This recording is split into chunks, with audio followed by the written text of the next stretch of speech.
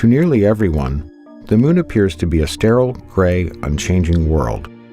But while the Moon has remained largely unchanged during human history, our own understanding of it has evolved dramatically. Thanks to new observations, we now have not only unprecedented views of its surface, but a whole new tour of the Moon that shows how both it and other rocky planets in our solar system have been shaped over billions of years. We'll start with one of the largest impacts, ORIENTALE Basin, a feature that's as wide as the distance from New York City to Cincinnati. Using new elevation measurements, we can clearly see the effects of what is likely the last giant impact event in lunar history, with its outer mountain rings rising many kilometers above the lowest points inside the crater. The interiors of some craters in the Moon's polar regions, like Shackleton, haven't seen sunlight in over 2 billion years.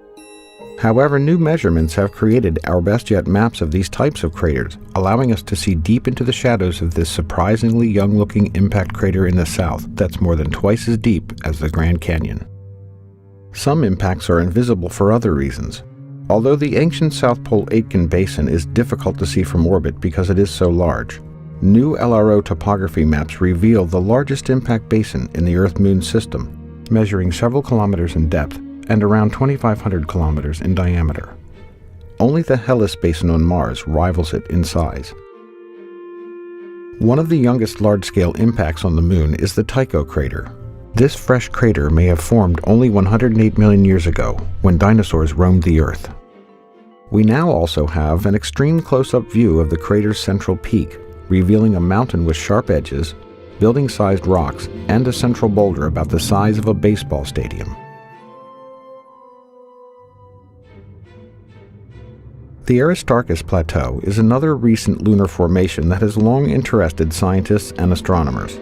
The crater itself formed in the same era as the Tycho crater, and what appear to be snaking river valleys were actually carved by ancient lava flows. Next, we arrive at Mare Serenitatis on the near side of the Moon. In December of 1972, the crew of Apollo 17 landed in the Taurus Littrow Valley, marking the last time humans have visited the surface of the Moon. With images from LRO's narrow-angle camera, we can clearly see the evidence of that visit.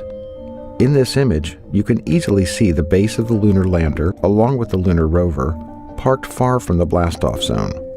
You can also clearly see the astronaut trails and the wheel tracks left on the lunar surface. We now head to the far side of the Moon, which cannot be seen from Earth. Our first stop is the Compton-Belkovich region, which shows evidence for young volcanic activity in the far side highlands. This feature is unique not only because it is isolated from other volcanoes in the area, but also because it is located nowhere near the Maria, where volcanoes are usually found. Also, on the far side, we find the Jackson crater, which, like the Tycho crater on the near side, has an extensive and complex ray system.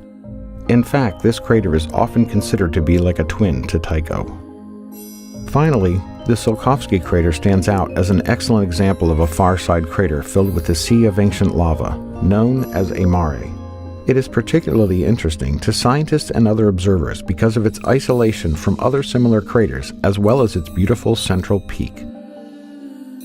As we continue to study the Moon, our understanding of it improves, giving us new insights not only into how it has evolved over time, but also how other rocky planets in our solar system have come to look the way they do.